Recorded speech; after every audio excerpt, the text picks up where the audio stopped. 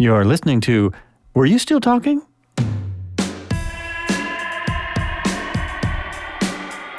Hey, welcome back to the show. It is Were You Still Talking, as you heard in the intro, and this is Joel Albrecht once again. On my show today, I have J. Scott Christianson. He is an associate teaching professor for MU's Trulaske College.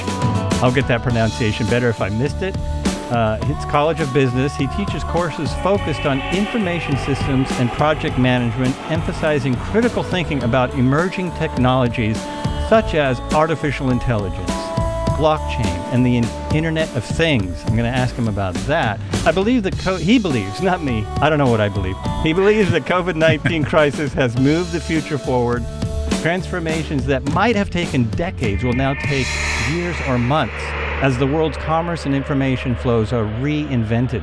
This acceleration in the pace of things makes understanding new technologies a critical skill and empowers us to shape the future. Scott, thanks for coming on the program. Really appreciate having you. No, thank you so much. I really enjoy getting an opportunity to talk about all these things and geek out a little bit. That's good. Geek and ask what we like. That's always good on a podcast. And I mean, I should tell my listeners, there is a lot more to his resume. It's literally as long as my arm, but he's been doing AI for a long, long time. And so I thought it would be interesting after watching, to be honest, after watching the Netflix special, basically about the social networks and the way they're using AI. And also because it's used in everything, but I know, it's also being used in the current situation quite a bit. So I have a lot of questions. If someone didn't know what AI was, if those people still exist, do you have like a short primer on it that you could tell people what it is? So AI is a big field, and this encompasses basically anything where a machine can make a decision. Okay, so a machine can take in some information and predict or make a decision. And this can be simple if-then statements like the little Roomba that people have running around their house to vacuum things up. And it says, okay, if I hit a wall, I turn to the right. And then if I still hit a wall, I turn a little bit more to the right. So it can be very simple things like that. It can be the kind of stuff that we've seen in science fiction. General artificial intelligence, where you have a machine that can really act like a human, right? We don't have that yet, thank God. I don't know if it's even possible to have it, but that is also under this umbrella of artificial intelligence. Usually nowadays, when we're talking about artificial intelligence, you should substitute the word machine learning. And machine learning, and there's a form of machine learning called deep learning, where we actually turn over to the machine the process of learning which criteria are important. Now, one of the areas that I'm very excited about and very positive about is the use of AI in medicine. And so what you can do with these machine learning algorithms is you kind of set up what we call a neural net, and then you give it lots of training data. So one of the early applications that was done in medicine was they took x-rays and imaging data from people that had pneumonia, people where they thought they had pneumonia, but it turned out they didn't, and people that were healthy. And they fed all that into this AI and said, here's all these, 3 different cases. It learned how to discern between them. And so now if I go into an emergency room, it's more and more likely that they may augment the radiologist with some sort of AI that is able to look at that and say, well, there's a 95% chance that Scott's got pneumonia. So we better start some, treatment for that right away. So that's an example, and it's a good one, I think, because it shows that you have to have that training data. You have to have something to train the machine on, and then we let the machine learn on its own. We don't tell the machine, oh, you need to be looking at this little area down here or this little area over here. We let it figure out And what's really neat about that is sometimes these algorithms are able to get better than humans. So that algorithm I was just mentioning is actually better than humans at determining if someone has pneumonia. And they can also sometimes uncover certain things that us as humans missed. So there's certain areas like radiology, pathology that are really involved with pattern recognition. And so that's just a great application for AI. So that kind of hopefully narrows us down to a very specific example. And I would say that 90% of what we're talking about with AI right now is this type of people, something that's been trained and then can make predictions based on that. So I really like that explanation because I like the differentiating between machine learning and AI. That actually helped me understand things a lot. And also, I think you already asked questions, answered one of my questions, which is, can AI think for itself? Which it sounds like it can't yet. It can. I mean, it really can do what we ask it to do at this point, right? It's not actually deciding that humans are bad and they're going to wipe them out off the earth. Yes, so we could get into all sorts of theoretical things, and some people have argued that that might be a danger, that you could have some dystopian type of, Skynet. Elon Musk and some other folks have argued that an AI may find us just to be in the way. Okay, so an AI may be set on doing something and may find that humans just come into not being part of that future, right? So if your listeners want to search for something called universal paper clips, it's where you can play an AI and all your purpose in life is to make paper clips to the extent that you will turn the entire known universe into paper clips if possible. And so this is kind of a unique problem in AI that is theoretical. And it's once again this idea that an AI may be so bent on doing something that humans aren't entered into the equation. That is not anywhere near where we're at right now, because right now AI does not have really ability to go outside of its narrow little area. So that pneumonia algorithm can't also look at my feet, right? Or can't look at my heart. Right. And so it can't bring in other areas. I'll give you an interesting example from an area we sometimes call adversarial AI. Mm-hmm. So this is where you try to trick an AI. And a classic example was a AI developed for an autonomous car by Google. And what they did was they wanted it to know where there was a stop sign. So they just fed it a whole bunch of images of stop signs, but they didn't specify the criteria that the AI should use to determine whether that was a stop sign. Now, if you had a small child and they were learning what a stop sign was, they could bring in some other information, right? You kind of learn your shapes. It's kind of roundish or an octagon. Maybe you know what an octagon is. You learn some of your letters, and so those are the STOP, that seems to repeat all the time. And you know your colors, it's red. So you can kind of understand what a stop sign is, not just by seeing a stop sign, but by bringing in other information. Well, because these folks at Google had not told the AI what criteria to use, some researchers found if they just put stickers on the stop signs, the AI would think it was right turn only or 45-mile-an-hour speed limit. Oops. Sign. Right. Oops. So now this whole field of adversarial AI is about, well, wait a second, we don't want that to be a total black box, right? We want to say like, hey, make sure it's red. It has the word stop on it somewhere. And if it's an octagon, let's just prefer to think that that might be a stop sign, right? No matter how many stickers are on it. So it's kind of interesting, once again, how we look at this. And the more that I learn about AI, the less convinced I am that there is going to be some sort of general AI that's going to be more intelligent than we are. Certainly in certain areas, it can be more accurate and more speedy than we are. But and maybe we'll discover things that we could not discover because of its pattern recognition abilities.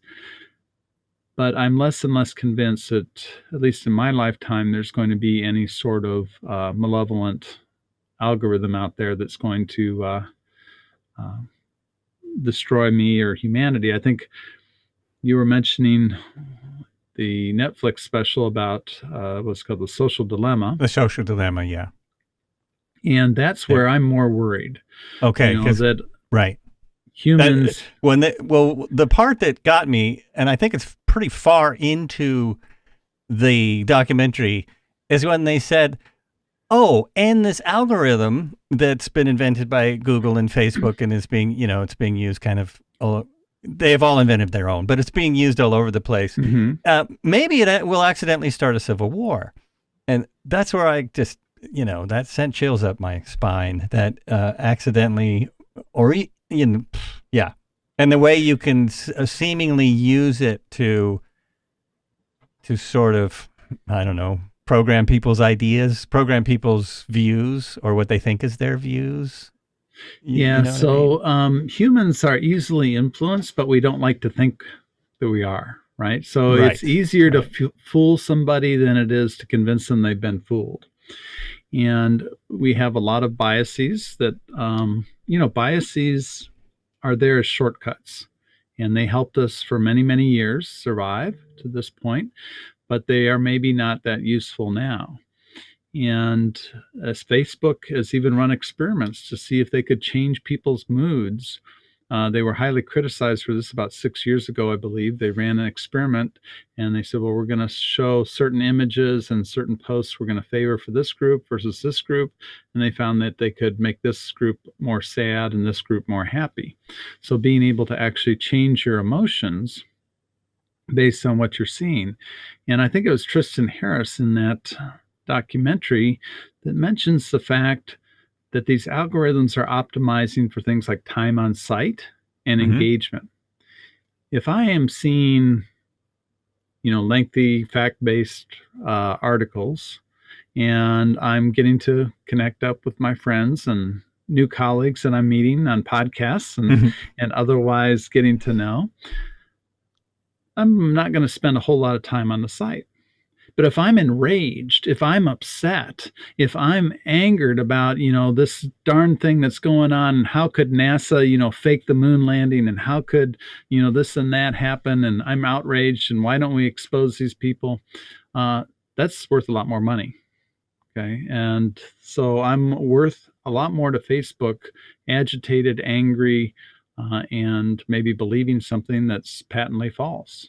So that's where I'm really worried about these machine learning algorithms dividing us, maybe, I don't know, God forbid, causing a civil war, but certainly not allowing us to talk about some really big problems that we have in the world right now that we need to get on with dealing, not just the current pandemic, but things such as climate change, things such as, poverty, inequities. Now hold on a minute. I saw on Facebook that climate change isn't real. Right. Exactly. And so we're gonna have groups of people who don't even have a common language. Right? I'm gonna be in my little silo, you're gonna be in your little silo, and you're saying Scott hates America, and I say, he hates America and she hates America because they're not like me. Instead of saying, hey, we're all Americans, we may have some different ideas on how to solve the problems, but let's at least start to talk about the problems that we got to tackle, right? Right. And I mean, the big one for me is global warming and global climate change. And I've thought for years, and have been told for years by, scientists, those people that don't know what they're saying, that if we don't solve that, it really doesn't matter. It's not going to matter whether we're divided or we're together. It's not going to matter whether Facebook makes money or loses money, because there won't be a Facebook if the servers are covered with seawater, or even if they get a little seawater in them, they won't react very well. So yeah, to me, it's so unfortunate that all the all of the algorithms point towards, being angry at each other is so much better for us, for the people creating Right. algorithms. But my question is, do you think that was on purpose, or is that something they discovered and so they are now kind of going with it? Because they don't seem to be doing much to help. Yeah, and What's your opinion on that? I don't think they will, unless they're forced to. I quit Facebook about 2 years ago after, I forget which scandal it was. It might have been the one where they knew that they were selling to kids that were under 13 and just went ahead and did it anyway. But I finally decided it was a scandal too far and went ahead and deleted my Facebook. But I don't think they maliciously, started out to do it. They just set these algorithms that said find stuff to keep people engaged. Same thing with YouTube. You wonder why you go down these weird rabbit holes on YouTube after just watching a couple videos. Well, it's because the algorithm knows that a 52-year-old male that watches this video will also like this video and will stay on the site and will watch another ad. And that's what the algorithm is really going for. And all this idea of content moderation, all this idea of not letting things that are untrue get amplified, that has come on, is not what it was built for, right? So it's just not, it's an afterthought. And it's very hard to do something as an afterthought or added on later. So it's very hard to do it, and it's very hard to, it seems to be very hard to convince them to do it. And I understand the other side's point of view that, okay, who's deciding what's what should be on there or not, or who's deciding what are lies and what is not. And there are obvious ways to decide that. I mean, when out and out lies are they're obvious. I mean, some things are not true, but it's the reason I think it's hard is because news stories have been wrong forever. They get things wrong sometimes. So when they do, they correct them. They try to correct them, but the correction is never as big as the story. So it's tough. So if someone came out and said, certain theories weren't real, it's all fake, which actually they are coming out and saying that constantly. The guy who started the vaccination debacle came out and said he was lying. Didn't matter. Right. The anti-vaxxers, it doesn't make any difference because they saw so many things that proved that they were right. I mean, they built on and built on and built on. So it seems like a really hard, like it's tough for me on YouTube to, because they're always, I watch a certain video and they think I want to watch a bunch of other stuff that I'm not interested whatsoever. So it's like a mental battle. Right. And I would argue that we don't have to necessarily delete things that are not true, but not have them amplified.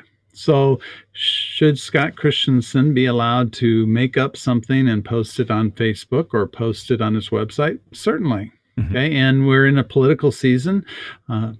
Politicians going back to the founding of our country have lied, and we have lying as a good form of political speech, and we would not want to stop that. But these things are being amplified by the algorithms. So it's not just Scott posting it there. It's like, oh, Scott, posted this thing that's going to engage Joel. So let's feed it to Joel. And of course, Facebook and Twitter and these other social media platforms had said they are not a media company. So they're not going to have editorial decisions like the New York Times does. New York Times and a lot of these newspapers, they even have very strict criteria on what ads they'll take. You don't take a weight loss ad. You don't take, this type of ad, so forth and so on. And Facebook has kind of been behind this shelter of something called Section 230, which is part of the Telecommunications Decency Act, which says we want to hold harmless any sort of platform or any sort of telecommunications provider if something criminal or something untoward happens over their network. right? So Scott makes a website, uses GoDaddy, and he starts recruiting domestic terrorists like himself and starts, conspiring to do something. So that's fine. That GoDaddy's not going to be held liable for that, and my ISP is not going to be held liable for that. I would be held liable for that. But here's where things get really weird and why we need to revisit some of these laws. That was written back in the 90s, which you and I remember. Right. And with our disk drives, and our modems went ding, ding, ding, ding, and you connect to AOL. And Oh, yes. Like and we had floppies. Right. But now, let's say that you and I are just folks on Facebook. We happen to watch some of these other videos. We have certain friends, but now Facebook's machine learning algorithm says, hey, Scott, join this Facebook group. And Joel, we suggest this group to you. And this group is where you start to become radicalized and then start to try to kidnap the Michigan governor. Right. And so that's where some of these people originally got organized. And the question is, did these people go on there and say, oh, I want to become a domestic terrorist, I'll find some likewise people?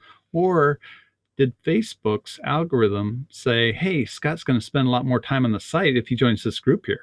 Let's get him in that thing. Yeah, and that's more like, I think that's more like what they were referring to on The Social Dilemma, is that it's just as likely that the algorithms were, steered them in that direction, and they otherwise they may never have done that. And it's tough because I'm still on Facebook, and I see a couple things I see that really scare me. One is that younger people seem to put everything on there. Like they will put all kinds of personal details about themselves that anyone can read, which always seems mind-boggling to me. And then two, they don't seem to care that these algorithms exist and that Facebook really exists to mine their information. They don't seem to, it doesn't seem to make any difference to them. And I even tried a different site to see, now I forget the name of it, but another site was supposedly not going to mine your information and not going to do anything like that. And the problem is there's nothing there. Right. Because there are not enough people that care about it, that they haven't been able to create a platform. I think it's called MeWe. Is that it? I think that's is that it? Yeah. So I'm like, well, that would be incredible if that's true. That would be a much better way to communicate with people. But I don't know. It is a dilemma, as the documentary said. I think that's one of the arguments too, is that right now we have this weird criteria for monopolies that they have to have consumer harm.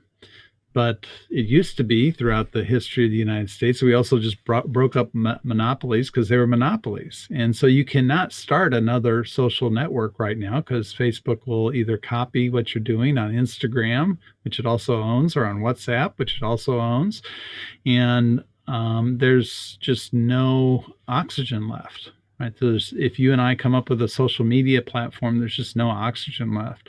So, there needs to be kind of a rethinking about some of these big monopolies, not only their impact on society, but their impact on capitalism too.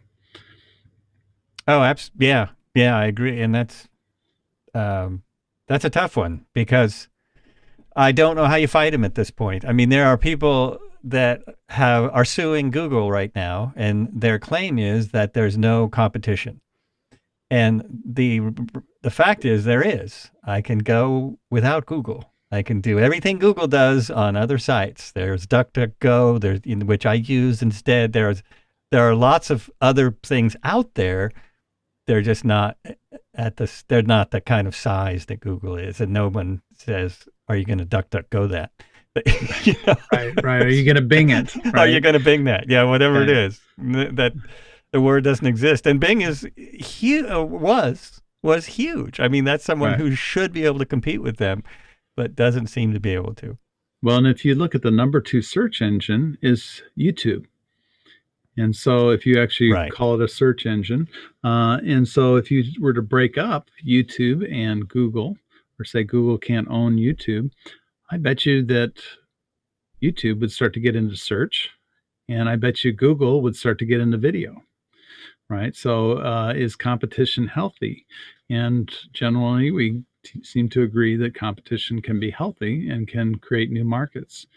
And so I realize it's a difficult issue to try to discuss and tackle, but I think it's one that we really have to think about. I mean, right now, the level of startups in the US is the lowest it's been since the 1970s. So the 1970s was kind of the heyday of startups and new businesses. Mhm. And you look at what's happened with the COVID crisis, and it's just these big tech companies, these big companies have gotten so much bigger, and it's the small companies, the small businesses that are just falling by the wayside right and left, and are frankly going to continue to do that, I think. It's kind of shocking because it doesn't seem to, I don't know. It's because the stock market seems to do well. If if you're watching that as an indicator, which for most of us it's not an indicator, but Right. because that seems to do well, everyone's like, oh, everything's fine. But if you look at the market, it's just those massive companies that are doing so well that makes it look good. But like you say, small companies, oh, whoops. Oh man. My phone rang, which shouldn't be possible because I had it on. Uh-oh. Oh no. There we go. Okay. I have my phone on airplane mode, so I don't know how that was possible. And then I actually answered it and then hung up again. But that person will know what was happening. Okay. Sorry about that. Now I know what's going on. Make a note. So Okay. sorry about that. No So problem. anyway, we were talking about fixing the world's AI difficulties. I mean, one thing I did want to get into is because we've gone down the dark path. You actually have been working with AI for a long time, and there are a lot of good. I mean, there's a lot of good it can do, and there's a lot of things probably not even discovered. One thing you were talking about creating AI to read a stop sign, so it reminded me of autonomous driving, and that's AI, right? That's an AI Yeah. function. So, do you think cars are safer or more dangerous with AI driving?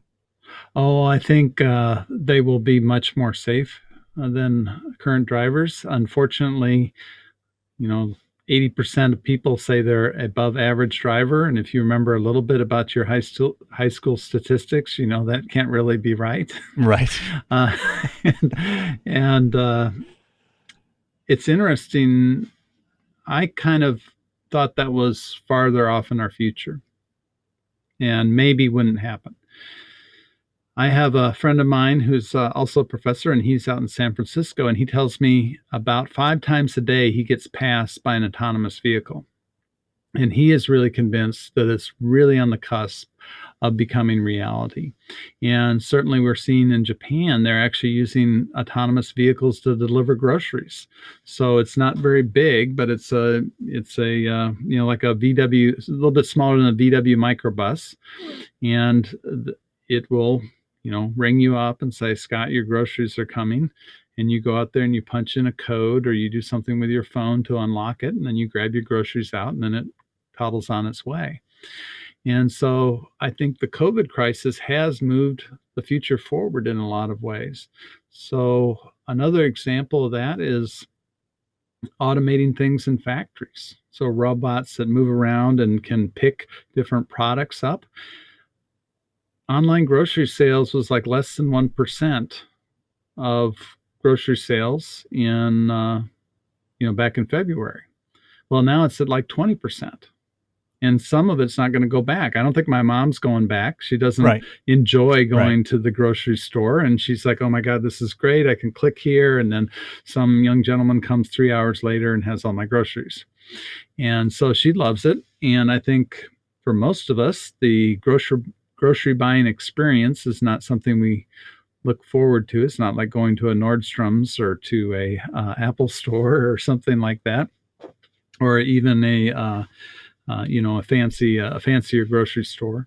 Um, so I think that we're going to start to see grocery stores that are built for delivery. Why have aisles and why have those things stocked? Why not have automated robots that can go through and grab all the stuff, stick it in the automated car, and take it to Scott's house? And I think we could start to see that in the next coming years. That makes a lot of sense, and it's too bad. It's good for the people that want that, I guess. I actually love the grocery experience because I want to pick my broccoli. I wanted to. Right. We don't. I lived in California for a long time, and it was much easier to get good produce. So nowadays, I used to. I have to say I used to. For the last 7 months, it's been really tough. I mean, the level of anxiety, even though I know I'm pretty safe. I mean, it's growing in Oregon right now, but it's still much lower than a lot of places. And I know that, if I follow the protocols, I should be pretty safe in a grocery store, but it's still, it's nothing like it used to be. I don't feel like we go in there, we have a list. We never used to have a list. We used to go, we forgot something. Well, let's go to the grocery store. And that's now it's like we forgot something. We'll get it in a couple of weeks. So I can totally understand where automated shopping could become the future for a lot of people. And plus, a lot of people don't like to go in a grocery store. They don't have the same ideas. Yeah. Yeah. So once again, back to your statement about how it's these big firms that are going to win out. So the mom and pop grocery stores, if there are any left, are they going to be able to compete with, some big conglomerate that can put all the money into making these types of new automated facilities? And that's, one of the things that we're seeing with AI is the discussion about job loss. Mm-hmm. So there's not going to be the cashiers, there's not going to be the other folks. And are we going to replace jobs in AI design? I mean, are we going to replace those jobs with AI programmers?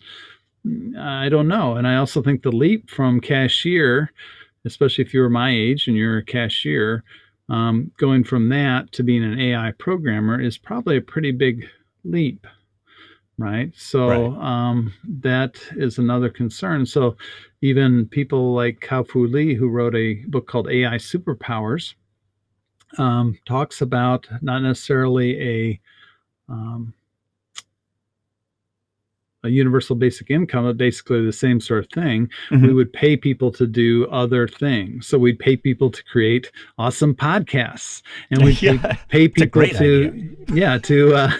to take care of their in-laws, right? So do things like that. So we maybe pay for other types of things that are a net benefit for society.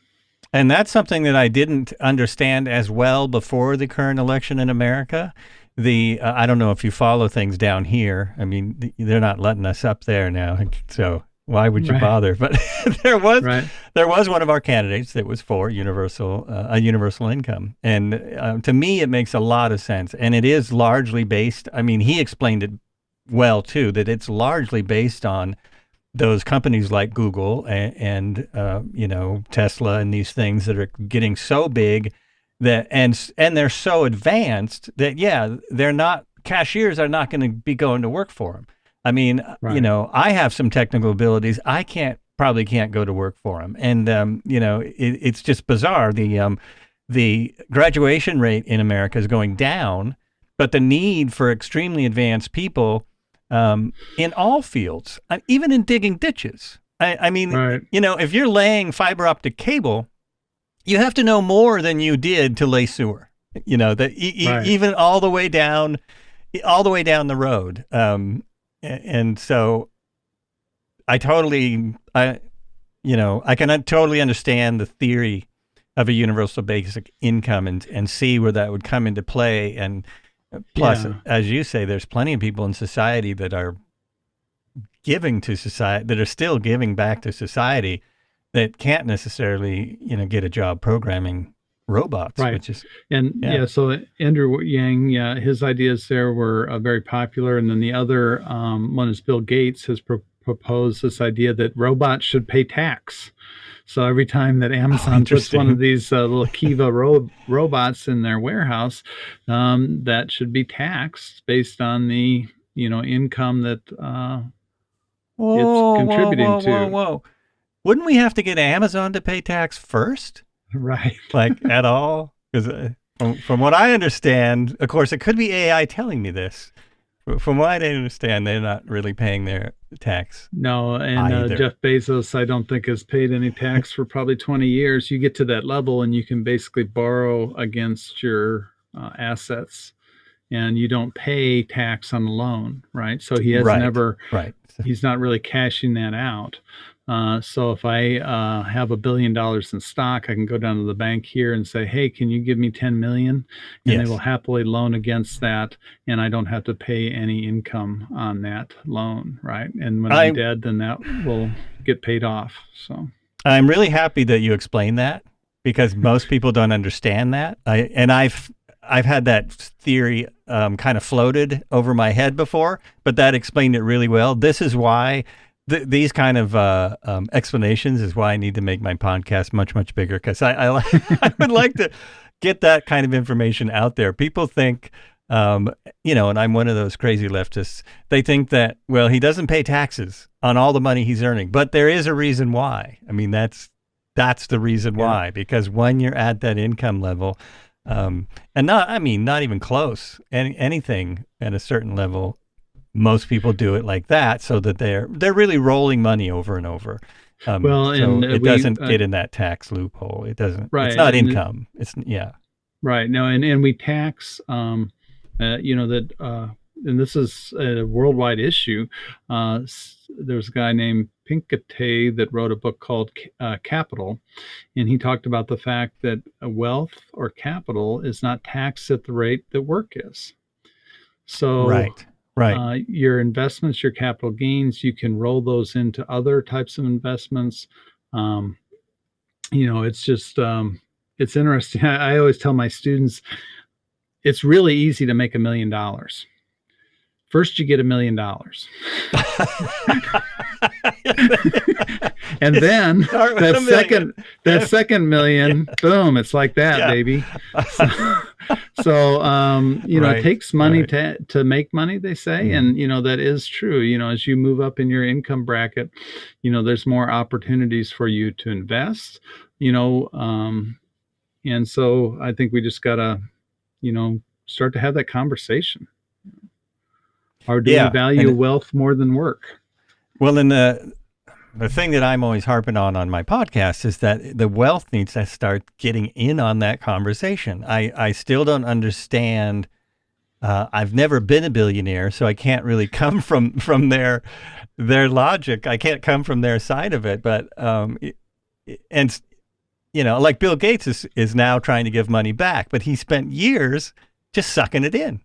Just pulling it out of everywhere else, and he destroyed a lot of people in that endeavor, and he's now coming off as this great philanthropist, which is a bit like J. Paul Getty, which is a bit like many of the oil barons of the past. To me, it reminds me of this. It's like, well, what about when you're a billionaire paying your people a whole bunch more money? I mean, they don't seem to believe in that idea. So it seems like that needs to happen first. Right. So like Elon Musk is having union busting type of activities at Tesla, but once we get to Mars, it's going to be a perfect utopia of egalitarian, everybody shares and everything.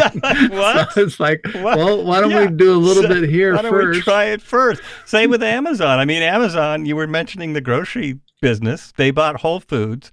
I was a big fan of Whole Foods, and I was really nervous about them buying it. Unfortunately, I think it's great because the prices went down overall. It seems, I never would shop at Whole Foods before because their prices were insane. And now there are some affordable things because because it's Amazon basically. But it's the same thing. They took over that market, and I'm sure for the very reason that you just said. I'm sure they had that idea. If they already have the grocery business, which Whole Foods is a pretty big one, and I'm sure they plan on growing it a lot more. They're already set to, they're set for this. They're set for this. It's good I'm not into conspiracy theories, but right. Well, it's interesting too. You bring up some of these well-known characters, and I was talking with a friend of mine. She's in Ukraine, and we've worked together on various projects, and was talking about her students, and she feels like they're much more entrepreneurial than they were a couple of years ago. But unfortunately, they all want to be like Mark Zuckerberg, or they want to be a YouTube star or an Instagram star, because they see these examples. Well, that's the confirmation bias, right? I want to be, I don't have to finish college. I could make it on my own. Look, Bill Gates did it, Mark Zuckerberg did it. You don't see the 5 million other people that decided to drop out of college and start a business and failed and are now checking you out at Whole Foods, right? Right. They work for Mark Zuckerberg, and they work for these guys. And even, yeah, it's true. I mean, even the people at Google that are in the trenches and programming and working, and now I forget the city they're in, but they're having a hard time just because it's so expensive to live where they have to live to work there. So even people who have extremely good jobs and really good incomes at some larger companies, they're still struggling, right? Because they're not making enough to get by in the real estate market that they're in. So yeah, that's a hard one. But that's where I'm always a little confused. And the idea, back to the idea of, if AI is doing everything, then we do need to somehow support everyone else. And I guess that's what a lot of people just don't seem to believe in. They, or have an understanding of. Yeah.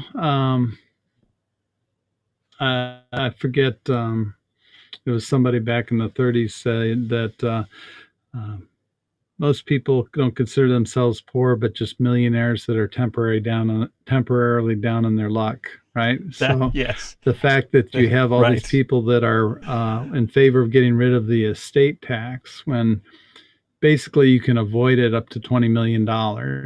So it's only 11 million. We have that coming up. So it's only 11 million. That's another one. I mean, there's certain issues that are touted as being really good for poor people, and one of them that I do not understand is getting rid of Social Security. We're going to get rid of that to make the government healthy. It's like, for one, that's not even a blip on the government's radar as far as finance. I mean, as far as budget, it's barely even foreseeable in the budget, but they're always putting that out there as it's bad because it makes people lazy. That's one thing. And the other one is what you were just talking about. And it's I don't know. It doesn't make sense. It's like a way to steer people away from reality, No, I think you're right in that, trickle down economics doesn't work. That Lafleur curve does not work. It's been proven time and time again. If you want people to stimulate the economy, give them money. It's the most economically efficient way to do it. And in fact, Nixon in the 70s proposed a reverse income tax credit that would have basically been like a universal basic income, that if you are working and you're making, below the poverty line, that you would get some sort of money from the government, right? Mm-hmm. And some of the experiments that have gone on in Europe have shown that this idea of a universal basic income actually frees people up. So if I know that I'm not going to be destitute, I might be willing to try to start my own business. So It's actually been more of a catalyst. And also a lot of those countries also have some sort of guaranteed health care. And I know several people that, I think in the that's in New York City, he would quit his job in a second if he knew that he would have some sort of cushion, that it wasn't like he was risking everything, you know? Right. And so I think it would actually be a huge stimulus if we had these types of policies in place. Now, granted, once again, we might have a whole bunch of competing podcasters, and none of them would be as good as you, Joel. But so we may, accidentally create some bad podcasts along the way. But in some bad, Instagram TikTokers or something like that. But because there's none of those now. Right. So that's a small price to pay, probably, for having people that have more security.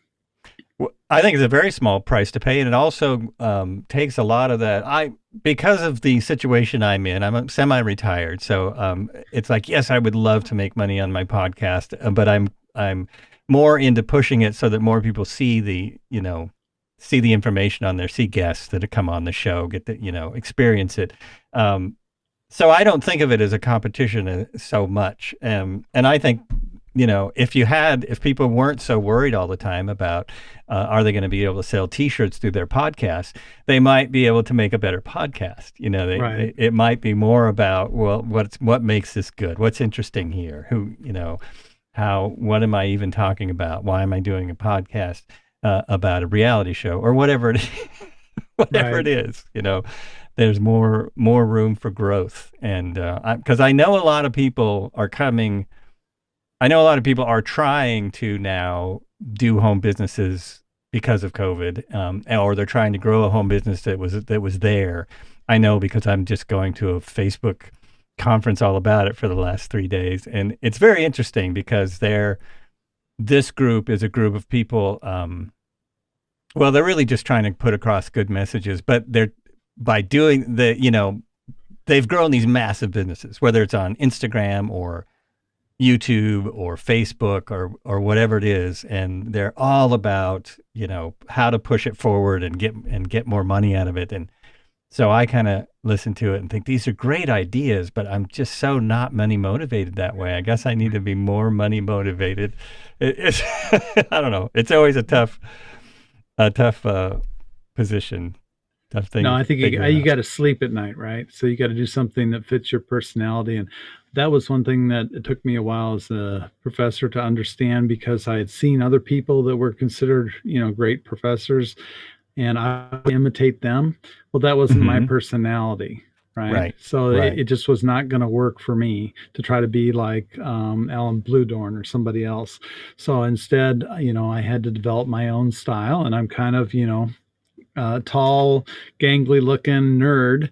And so that's how I just, lean forward and embrace that. And so I was telling, I was trying to give a joke the other day. We were talking about things that are digital, they're binary.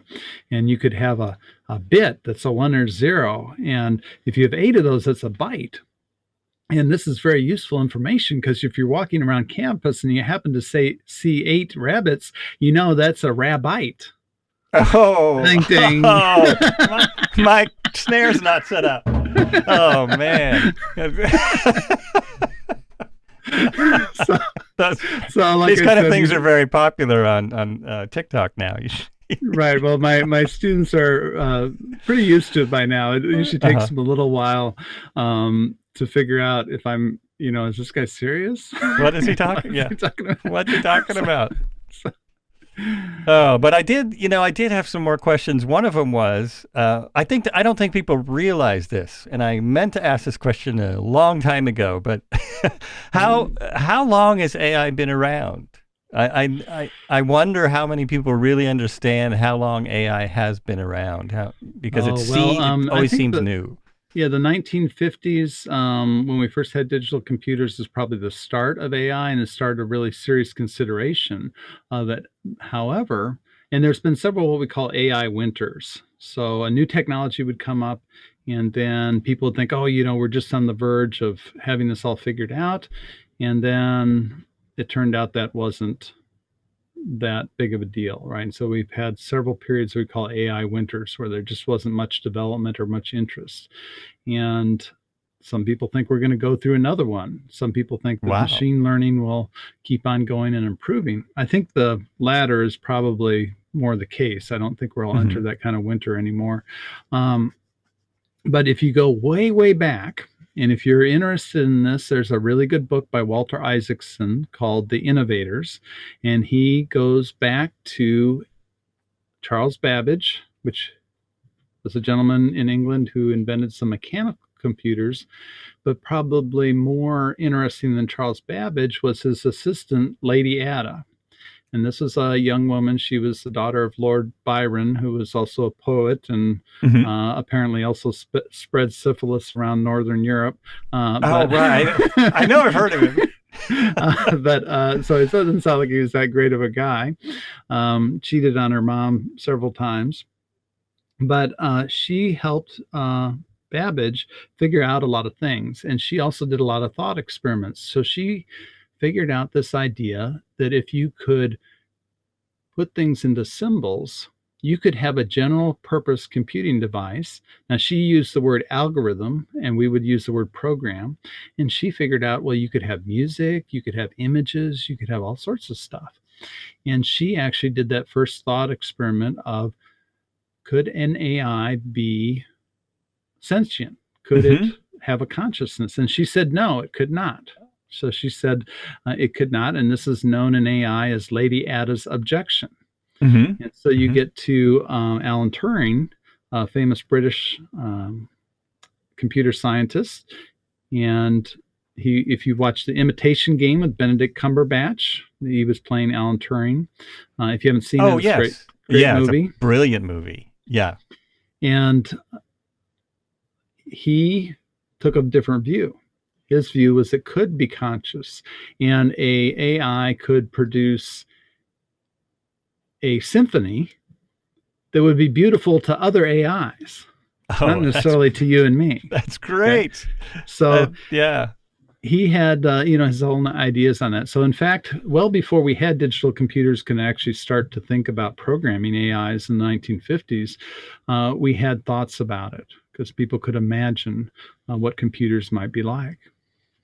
That's always been interesting to me too, that science fiction writers were writing about computers long before they existed and writing about things that would need computers, just years and hundreds of years before anything like that existed. And I love it when people answer one of my questions in their answer, because you also were answered whether AI could be sentient, or, I mean, really, can AI, think for themselves and replace humans?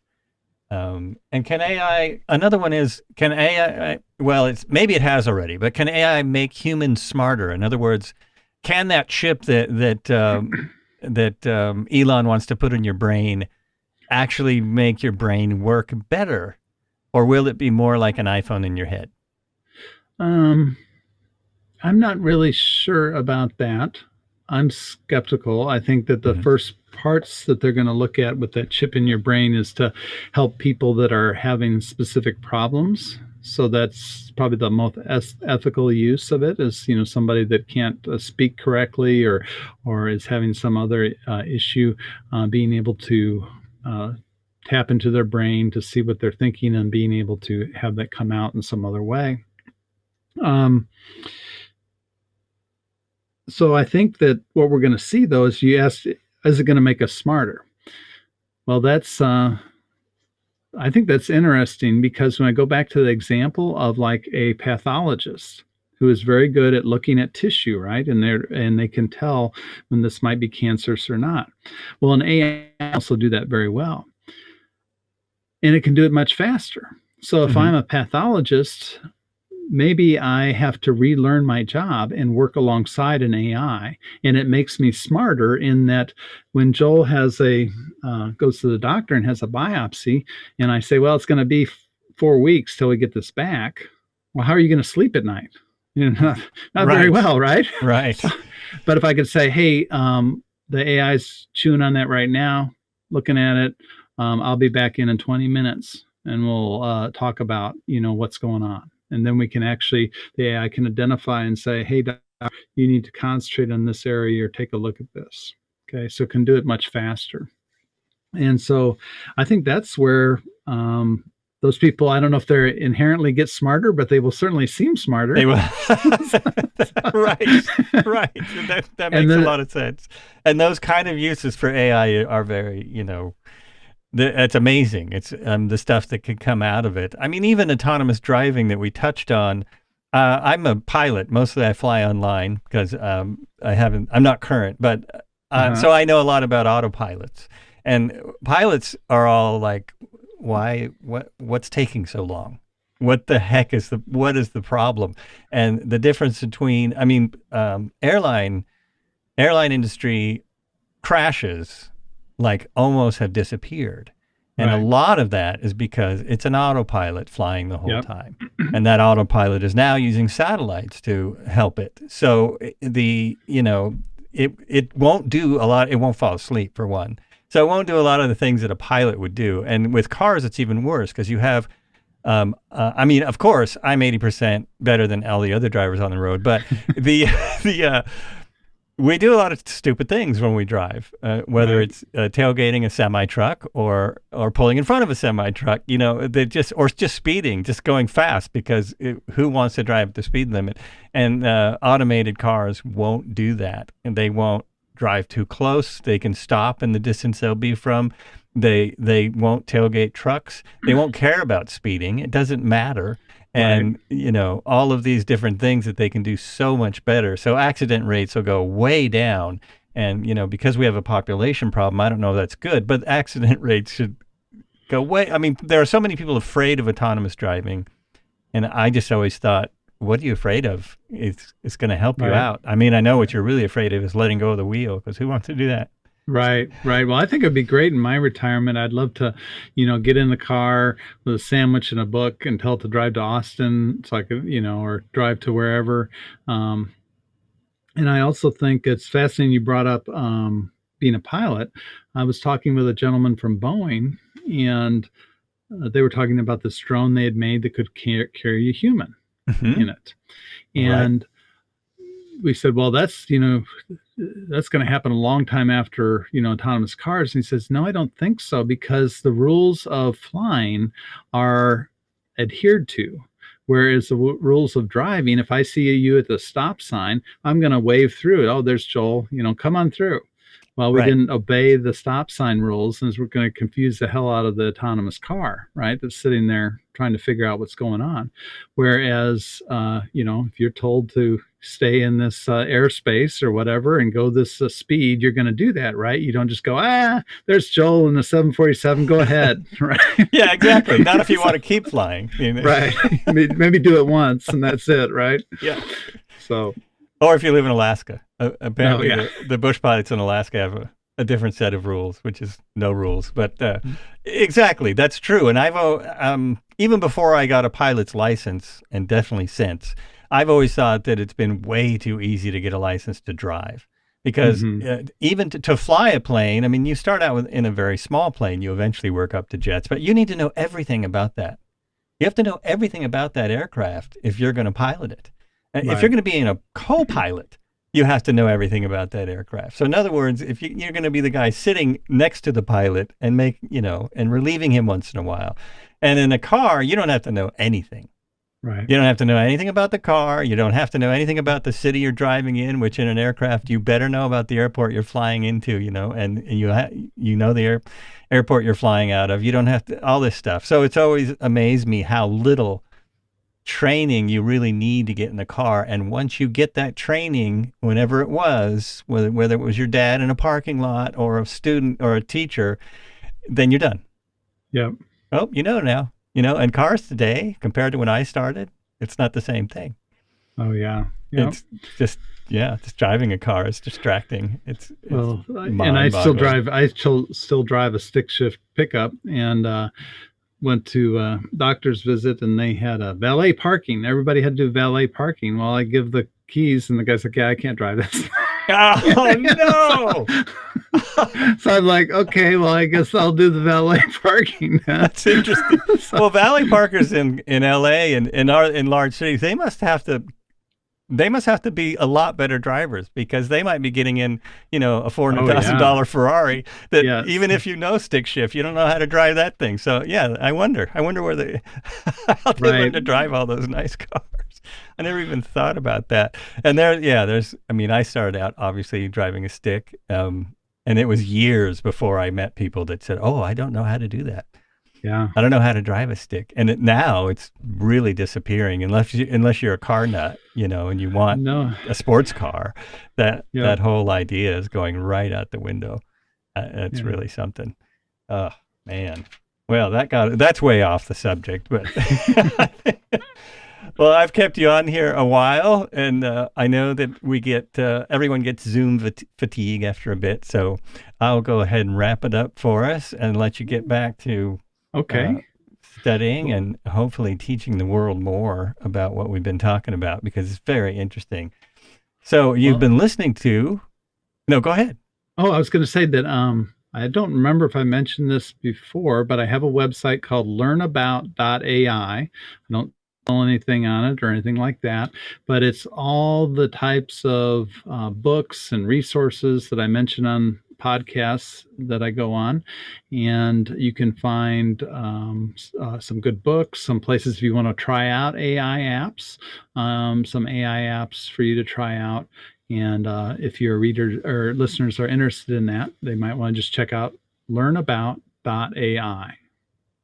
Excellent. Yeah, and I'll have it in the show notes if you missed it. Also, he has a YouTube channel, so I will put that in the show notes. There are some Great. entertaining videos on there, and you can learn a lot more about AI. And I've really enjoyed this conversation because it's I don't know, it's mind-boggling to me. It's scary and interesting, and so I really appreciate talking to someone that knows that has some knowledge of it and has been studying it for a long time.